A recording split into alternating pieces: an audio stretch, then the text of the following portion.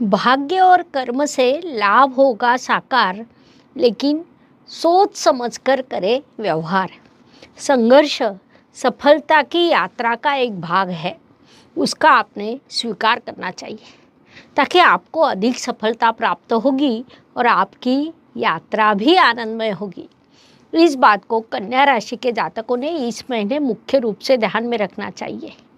बुध देव की पसंदीदा मूल त्रिकोण राशि को कन्या राशि कहा जाता है। बुध अर्थात प्राथमिक बुद्धिमत्ता होती है। बुध अर्थात किसी भी चीज को आनंद से मस्ती से करना होता है, जो आपका स्थायी भाव है। नमस्कार, मैं एस्ट्रो गुरुमा डॉक्टर ज्योति जोशी आप सभी ज्योतिष प्रेमियों का हार्दिक स्वागत करती हूँ। हम जुलाई 2024 महीने के राशि भविष्य को समझ रहे हैं। उसमें आज हम कन्या राशि के जातकों के लिए ये महीना कैसा रहेगा, इस पर विस्तार से वार्तालाप करेंगे। विभिन्न दृष्टिकोण से इस महीने के ग्रह स्थिति का हम शास्त्रोक्त विश्लेषण करने वाले हैं। साथ ही वीडियो के अंत में मैं आपको इस महीने करने वाला विशेष उपाय भी बताने वाली हूँ, इसीलिए वीडियो को अंत तक देखना न भूलें। एक और महत्वपूर्ण बात है कि हम विभिन्न दृष्टियों से ये महीना आपके लिए कैसा रहेगा, ये बड़े विस्तार से बताते हैं। उस अनुसार इस महीने आपका अनुभव क्या रहा, ये आप हमें कमेंट द्वारा हम तक पहुंचा सकते हैं, ताकि हमारे इस मार्गदर्शन का आपको लाभ हो रहा है, ये बात हम तक पहुंच सके।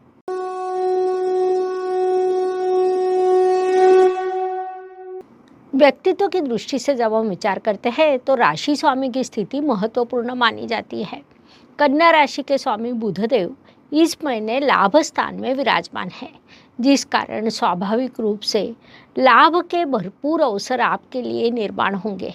लेकिन 19 तारीख को बुधदेव जब राशि परिवर्तन कर आपके व्यय स्थान में प्रवेश करेंगे, तब कुछ खर्च के योग भी निर्माण होंगे।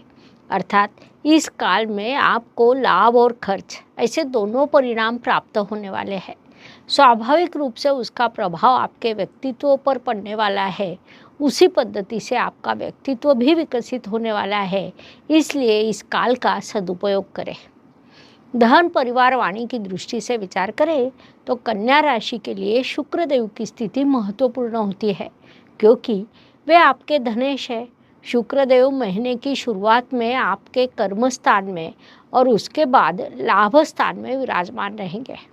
अर्थात वे आपसे कह रहे हैं कि आप उचित पद्धति से कर्म करें, उससे मैं आपको उचित लाभ अवश्य प्रदान करूंगा। इस प्रकार आपके लिए लाभ के अवसर निर्माण होंगे। महत्वपूर्ण बात है कि उससे आपकी उचित बचत भी होने वाली है। घर में रिश्तेदारों का आगमन हो सकता है या आप किसी रिश्तेदार के यहाँ जा सकते हैं। संक्षेप में इन सभी दृष्टियों से ये महीना आपके लिए शुभ कहा जा सकता है। इस काल का पूरा उपयोग करें।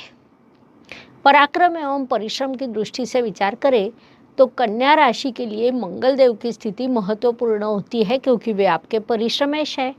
मंगल देव इस काल में आपके अष्टम स्थान में विराजमान है, अर्थात बाधाएं आएगी, परेशानी निर्माण होगी, आप संघर्ष करेंगे और फिर भी परिश्रम से आप सफलता प्राप्त करेंगे। ऐसे आपकी ग्रह स्थिति आपके लिए बनी है। विशेष बात है कि 12 तारीख को आपके परिश्रमेश भाग्य स्थान में प्रवेश करेंगे।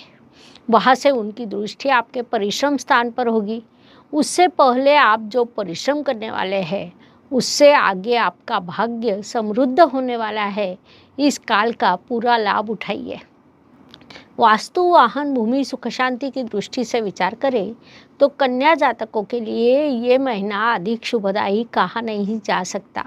वैसे भी वास्तु वाहन जैसी चीज़ें रोज रोज नहीं खरीदी जाती हैं।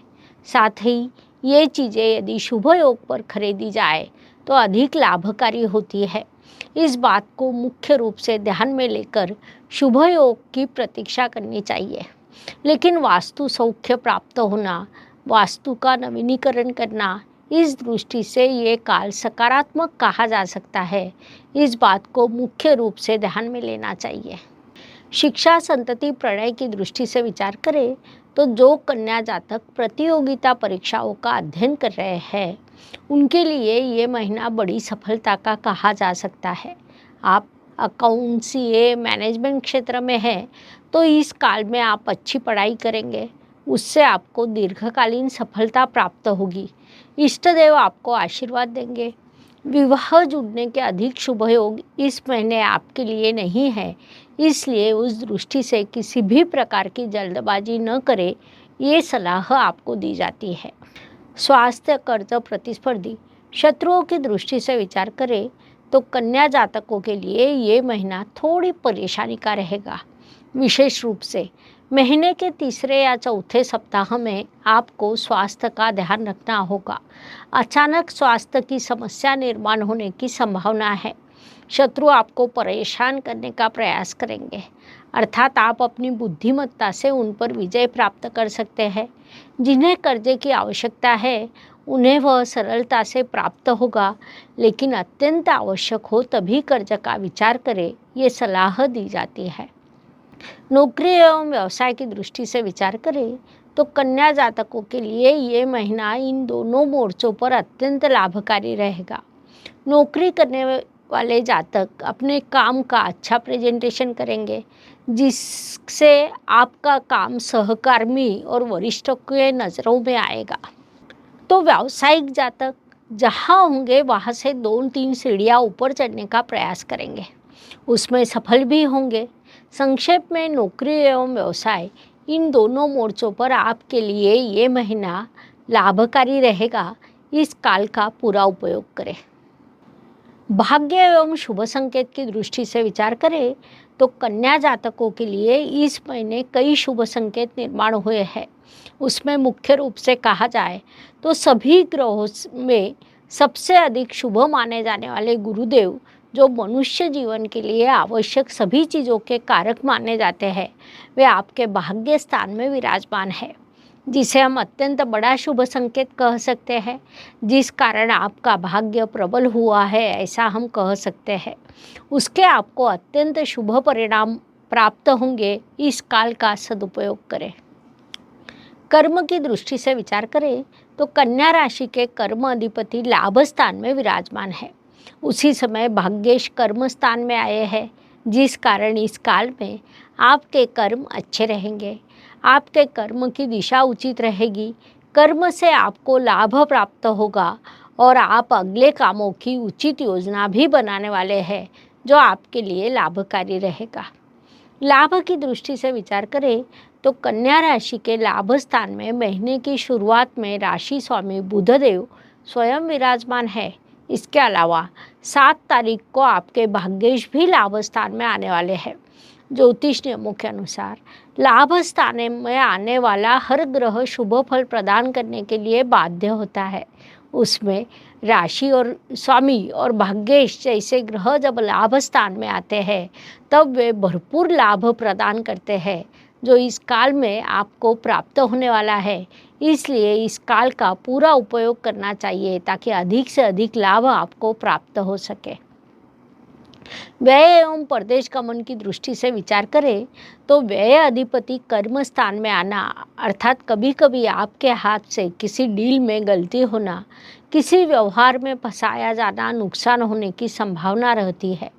महत्वपूर्ण दस्तावेज अनुचित स्थान पर रखे जाना, समय पर न मिलने से नुकसान होना, यात्रा में नुकसान होना, ऐसे नुकसान के योग भी है। साथ ही स्वास्थ्य पर कुछ खर्च आपको करने पड़ेंगे। इसके अलावा जो खर्च हर महीने लागू रहते हैं, वह भी करने पड़ेंगे। पढ़ाई पर आपका कुछ खर्च होने वाला है।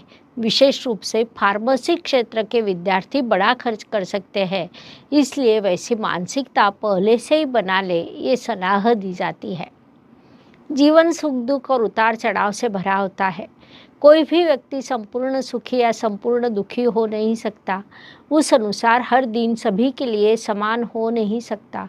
महीने के कुछ दिन सुख, समाधान, सफलता लेकर आते हैं, तो कुछ दिन संघर्ष, कठिनाइयाँ और तनाव से भरे होते हैं। इस दृष्टि से कन्या जातकों के लिए 4, 14 और 23 ये दिन विशेष रूप से सुखदायक एवं शुभ रहेंगे। साथ ही 2, 11, 21 ये दिन अशुभ एवं तनावपूर्ण रहेंगे। इन दिनों में आप कठिनाइयों, बाधाओं और समस्याओं का अनुभव करेंगे, तो यह मानसिकता पहले से ही बना ले आगे बढ़े।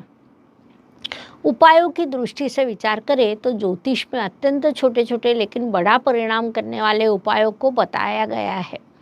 अशुभ चीज़ों की अशुभता कम करने का, शुभ चीज़ों की शुभता बढ़ाने का उनमें सामर्थ्य होता है। उस अनुसार जुलाई महीने के उपायों का विचार करें तो मैं आपको एक विशेष उपाय देने वाली हूँ।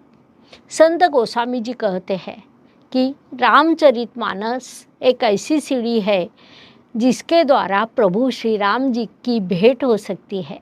रामचरितमानस का हर एक दोहा कई दृष्टियों से महत्वपूर्ण है। भौतिक जीवन व्यतीत करते समय स्वास्थ्य, सुख, समृद्धि, संपन्नता प्राप्त करने के लिए वह उपयुक्त है। इसलिए इस महीने में आपको आपकी ग्रह स्थिति के अनुसार उपयुक्त दोहा देने वाली हूँ। हर रोज़ सुबह स्नान करने के बाद कम से कम 5 बार आप उस दोहे का पाठ करना है। उसके अनुसार आपके राशि के लिए राम कृपा नाश ही सवरोगा, जो यही भांति बन ही संयोगा, यह दोहा दिया जाता है। उसके आपको अत्यंत शुभ प्रभाव प्राप्त होंगे। इस प्रकार मेष से लेकर मीन तक हर राशि के लिए जुलाई 2024 कैसा रहेगा, यह समझाने के लिए हमने 12 वीडियो आपके इस चैनल पर अपलोड किए हैं। पुनश्च मिलेंगे। ये वीडियो अगर आपको अच्छा लगा हो तो लाइक, शेयर, सब्सक्राइब करें। कमेंट सेक्शन में जय ज्योतिष लिखना ना भूलें। धन्यवाद। शुभम भवतु। जय ज्योतिष। ज्योतिष का अध्ययन तथा शास्त्र की शास्त्रीय तरीके से पढ़ाई करने के लिए मेरी 2 किताबें प्रकाशित हो चुकी है, उनका अवश्य लाभ लीजिए। Please like, share and subscribe the channel. और हाँ, बेल आइकॉन दबाना ना भूलें। धन्यवाद।